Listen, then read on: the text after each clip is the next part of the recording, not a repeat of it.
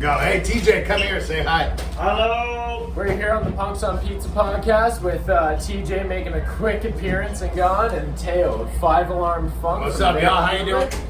They just played. They just played a gig here at the 5 Acre Shaker in Port Alberni. Fuck yeah, man. It was great. We're gonna talk about a little history, and against doctor's orders, I like to wipe from back to front. You know what I'm saying? I like where you're going with this.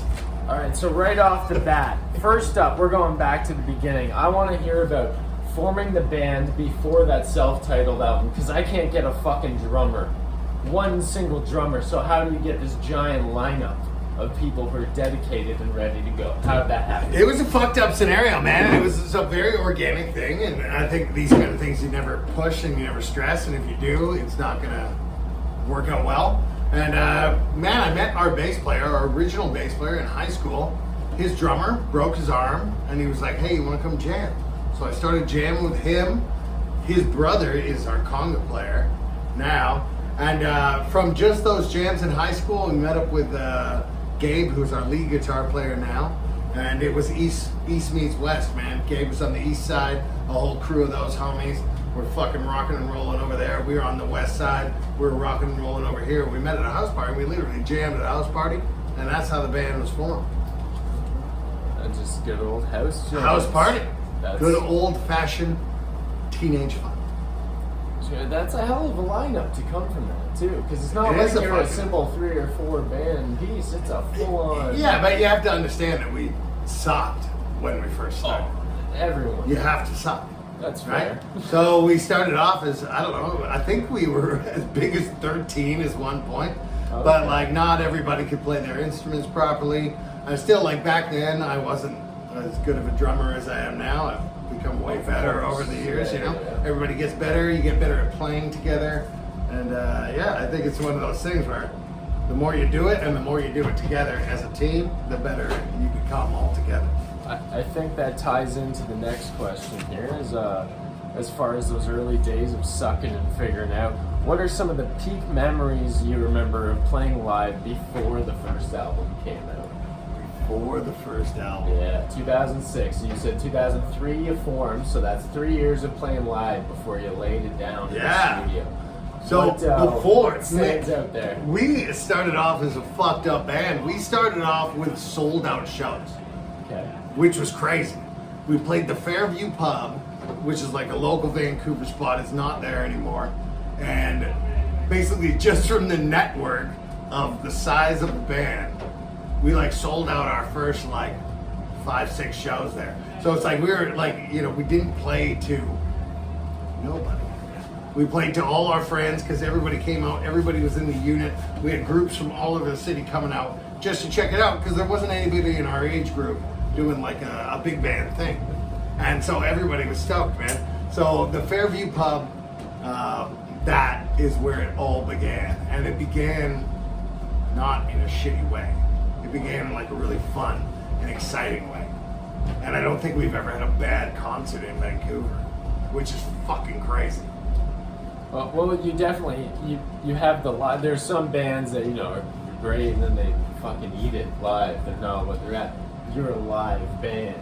What you do live is gonna top what's on a record, if not match it. You know that's. It is. If we could make a record as good as we played live, we'd be more popular by now. That's fair. All my favorite bands are that way. The live albums are what you want. Yeah. The Doors, James Brown, Nick Cave, all that shit. Totally. You want it live. I was gonna say, since 2006, it seemed that nearly every 2 years you were putting out a new album.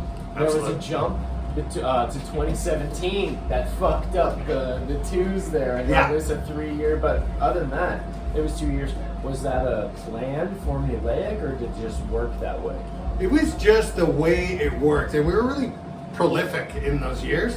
And I think that was an ode to like the band, like being really excited and young and fucking, starting to play more shows and stuff. And we would get together. It was always twice a week, man. Like we would never miss 2 rehearsals a week unless we were on the road playing. Like even in the fucking dead of winter when there's no shows happening and stuff like that. We'd be twice a week rehearsals. Let's play through some of the repertoire and let's, I don't know, just create something. And everybody would show up, which is pretty crazy, right? So we just show up to hang, have a party, rehearse, and write music. So we were really prolific. And I think that was like, we have probably 100 songs that aren't recorded on any of our records. Okay, yeah. And we would play them at live shows. All of our recordings we write it in rehearsal, play it at live shows, and if it went good at live shows, then it would get onto a record. Okay, yeah. Whereas like most people write music, record a record, tour the record. We do the opposite. But in that case, man, we've had so many tunes that have like nobody's even heard, nobody would even remember. It's kind of a cool fucking thing.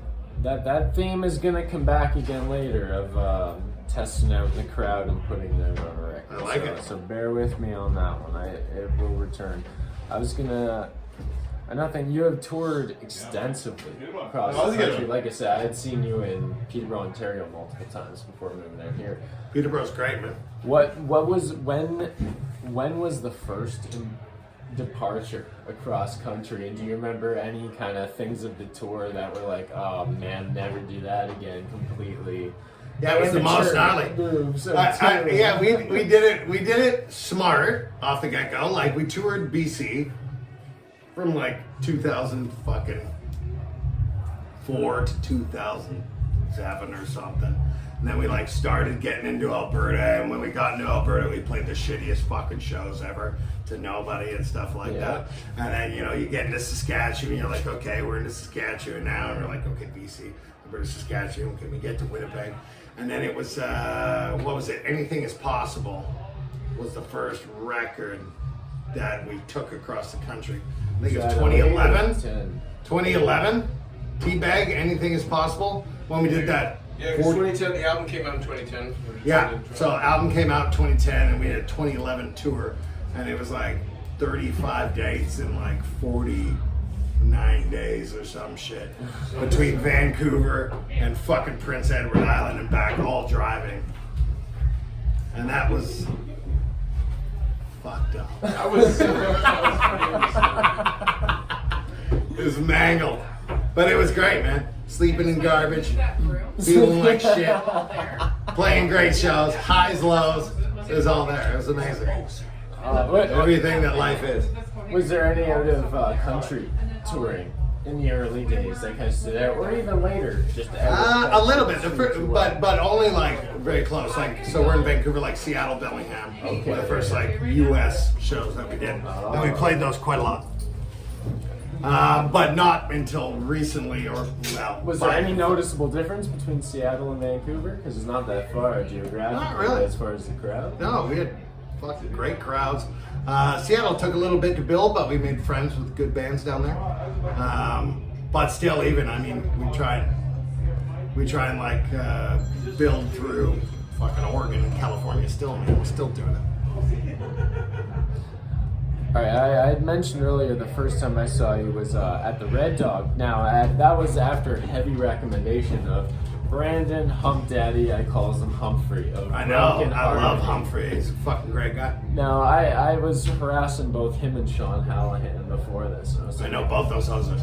I'm like, yep, that's appropriate. I'm sure your ass on the camera, it'll be great. No, there's no ass on this camera. I was asking them, they opened for you at a couple other towns, not just Port Alberni. I think Broken Harmony jumped on for a couple dates, if I'm 100%. not mistaken. Not just Peterborough. Not just Peterborough. Yeah. Do you have any tales of them? I know Sean is a fucking mess of a human being, so I was wondering if something happened there. Nothing really happened. There was some manger nights, but I don't think anything really fucking crazy or anything happened. Okay. Like Mike didn't shit on his chest and then like eat it off it. That definitely It's a possibility. that did. It No happened. one shot on anyone's chest. In an alleyway. Didn't happen. Didn't happen. Yeah, Sean says. That's why we call him Shit Hallihan. We all Wait. call them shit out. Cut this whole section. I'm sorry, Sean. We love you, man. Fuck me. No, he knows. He already said, tell him I say hello. And I was like, come on, give me a juicy story. He's No, like, we didn't. Yeah, nothing too mangered. Like we ended up hanging out down in the basement of the Red Dog for fucking hours and going and partying with those guys. But nothing too weird. Nothing too crazy. I mean, we're just crazy as any other band. You just go and hang out and do your shit. No, I mean, Fucking rock and roll. Whatever. that's fair. Yeah. Now, a jump up from that, the next time I saw you in Peterborough was at the Little Lake Music Festival. And now, you can correct me if I'm wrong. You guys were supposed to open for Chaos, but Chaos decided, I'm gonna play first and get the fuck out of here, and you guys closed. Is that how that went down, or am I mistaken? I think we played before Chaos. Am I fucking crazy? No, I think Chaos, he ended up opening earlier and you guys closed the night. He might have, at like, the in Little Lake 2019? Music Festival. Yeah. Yeah, that was the only time we played with Chaos. That was Peterborough Music Fest Yeah. on the lake. Yeah, that's my hometown. I remember So, it. Yeah. Do you remember why that got switched? Did Chaos have like a fucking fit and say, no, I'm getting out of here ASAP? Or do you remember what happened? Because you guys were I'm supposed not to going to throw any shade. Ah! But from what I remember, there was some disgruntlements Okay. about timing and being on stage on time. Okay. And not with us. Because it was last minute. Like all of a sudden he opened and got out of there, and you guys closed, and it was great. It was a great fucking set. I remember I jumped the fence and Hallihan was in there. Fuck, I can't even remember, man. I fucking ended up the Red Dog that night, just crushing. I ended up with the Red Dog, and I looked at Mike Stone, who owns the place. I'm like, hey, I've got a shot of tequila. He poured me a glass of tequila. I was like, all right, That sounds like Mike Stone. tonight's the night. Mike Stone's a beaut. You don't even have to get me started there. I love him. Aside from Chaos, now there's another collaboration I want to ask you about. Now I can only imagine that Bootsy Collins is a fucking influence to at least some of the band members, if 100%. not all of them. Absolutely. How the fuck did that come about, and how does that feel that you got to do a tune with It's- fucking Bootsy Collins? It's a weird scenario, and it's fucking amazing. And the tune ended up crazy, and what Bootsy did for that song was legendary. But I never actually met him, which It felt was like it might be unfortunate. two completely different studios. Yeah. And mashed So what together. we did is what we got a hold of Bootsy. I mean, we came up with the idea. We were like, who do we want to do a track with? Who would be the best? Bootsy would be the best. He would be the fucking best, right?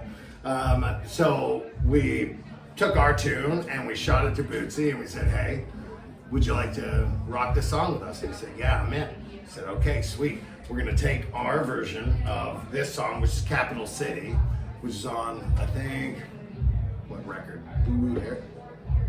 What record? I have no idea. Oh, that's I have no idea. Rock the Sky, probably it's on? Unless he's feeding James Brown some acid Yeah. fed orange juice. Yeah, it's probably on. It's It's probably on Rock the Sky, I think. Anyway, so we took our track, which was a 7-minute long song, and we broke it down into a 4-minute long song, which was more of a verse chorus style thing. We shot it off to him, and he came back with fucking nasty vocals. He did like 18 layers of vocals and shit like that. It was so fucking good, man. And he had backup singers and all this stuff. Get on in. Come on. Just taking a quick photo. We're talking about, Oh, yeah, quick we're talking photo. about Bootsy Collins. Any yeah. additions about the Bootsy Collins? Get on in here. We're doing a quick Bootsy photo. Collins said the words 5-alarm funk, and that blows my fucking mind. Yo, get can I in the swear- photo. You gotta get in. Can we swear on this? Yes, we can. Bootsy Collins said 5-alarm fucking funk. That's crazy. Woo! This is for you, Sarah, and all the viewers out there and listeners. You gotta face the cat. You gotta face the. Oh, we had a selfie mode. Okay, there we go. Hello. Nice. This is entertaining. All right. Thank you for doing that. So sorry. It was all about me. No worries. You make people happy. It's what you do, right? Noise. Sarah's been so good to us. You guys Sarah's are so the good best. to us. I do like that KFC hat. Or shirt. Yeah. Right there. So anyway, yeah, it was a very natural thing. Bootsy sent the tracks back, and fucking we loved it. And there was a moment when we were thinking that we would play shows together, which would have been fucking wild. But Bootsy ended up having some kind of issue that he couldn't tour at that moment in time. Yeah, which you was, probably have to go to him. Yeah, I can see that. which was too bad, but whatever. Oh, he's It's what it is. fuck. He's how old now? He's not jumping on. Oh, no, he's jumping on. He's slaying. He's old as fuck. He's what, 70 something? He'll still crush.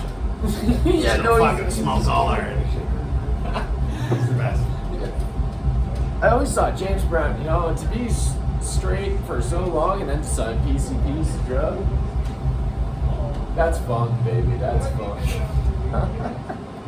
No, I'll probably be looking for something new when I'm 50. there you go. James Brown's dealers, you know where to hit up. Okay, in 2020, that was the last album, Big Smoke. Yeah. That was right in the peak of the fucking pandemic. It was a great release. This is what I was talking about earlier, coming back to this. You were talking about you take the tunes out, you play them on the people. This album, you really didn't have a chance to do that. You went in, did it. You also did the great Commodore recording. So I was wondering, how was that more so like you have all this time, you don't have to worry about that and write it out? Or was it like, holy fuck, I can't bounce it off people, I don't know what I'm doing? Because I can see it going either way. No, it was neither of those because we were playing all those tunes in 2019. Okay, right before. They had already been tested. We were already, so in 2019, we fucking played all our shows. Then we went and did the record. And then we're like, we're going to release this. 2020 is going to be our fucking year. It's going to be amazing. And then the pandemic hit. But we were going to stop the release. So we had all of it recorded. We had all of it pressed. Nice. We had the vinyl. We had the CDs. Okay. And then we shot it up. So it was exactly the same. It had all been test run. Now, you don't have any live albums or anything like We that? do. We have one. But it's like old school. Like, yeah, I wouldn't recommend it. It's called Live in the Moment. Like 2014 or some shit like that. Shit, I did a Discogs thing and I didn't even see that. Good. I'm happy. But do you think that Commodore recording, does that stand up as a stellar live? It's a great recording. That live in the Commodore during the pandemic is a fucking great performance. And we've used a lot of that material and a lot of that music as like promos that we've done and stuff like that. It's great. Yeah, no, I saw a few bands that done that, you know, rented out a theater or something, done just a heavily recorded set out there, and I thought Commodore, one of the most legendary venues of Vancouver, obviously hometown. You played there live before that? 100%. Yeah. Yeah, we started out playing the Commodore. We used to do their Halloween parties like way back in the day. And they were like big fucking epic Halloween parties. But then the Vancouver crowd just grew enough and we were able to smash our own shows there. It's an amazing venue, man. Talking about the Vancouver crowd, now this is the only even close to political question I'm going to throw at you, because that's not what I'm about. But being the funky fucking trip that you guys are, I gotta know, as a fan of them myself, are hallucinogens in the diet? Are they in the question? Are they of interest? And what do you think of Vancouver's overall liberal fucking views? There's mushroom shops selling peyote and fucking LSA. There it is, man. Yeah. What do you think of that shit? People can do anything anytime they want. I mean, myself, I've microdosed and macrodosed shrooms like quite a lot. And I love them, but I don't do them right now. I haven't done them in a while. I don't do that shit before I get on stage because I feel like I play like garbage. I probably lose my train of thought and miss a lot of parts. That's fair. You know, rhythm is a little tight. Yeah. It's a little tight. Yeah, I like to be You're with Jim it. Morrison on vocals. I like to be with it. And Vancouver's a great place. It's weird. It's such a stuffy place, but there's also so many fucking cool people there that you just gotta find the right people to come out and rock with you. You know what I mean? Totally. Like, it's such a haven for the rich, and there's so many fucking venues that have gotten shut down and that aren't doing well anymore, but there's still so many fucking cool people that want to go out and see live music and be there and participate in it.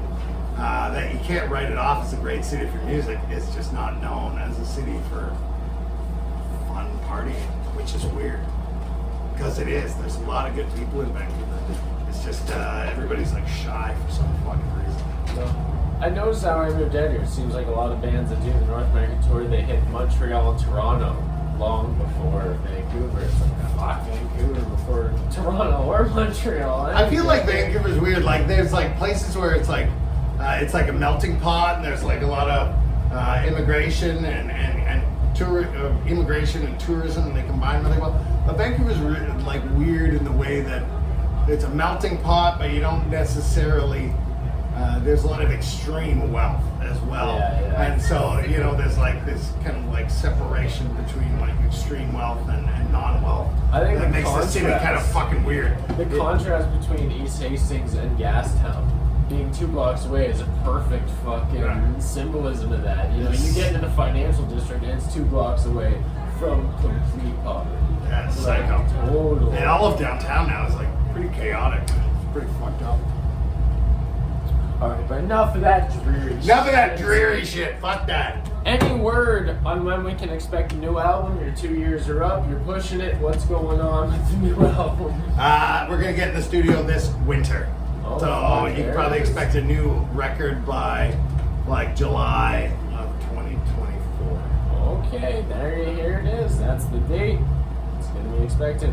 Now, this is a question I like to end all the interviews on. Doesn't matter who you are.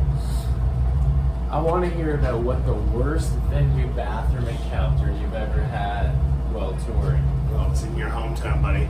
Oh, Red Dog! You can smell the piss from a mile away. Dude, you go down to the basement, there's 2 shits in both toilets that you can't flush, and the only place to take a piss is in the hole in the floor. I'm so glad to hold that record. You have no idea. Oh, Red Dog. I fucking love you, Red Dog. Mike Stone, you're a beaut. He's a real beaut. Thank you very much, Teo. Love That you, was brother. it. That was it. That's hilarious. Let's go eat some pizza.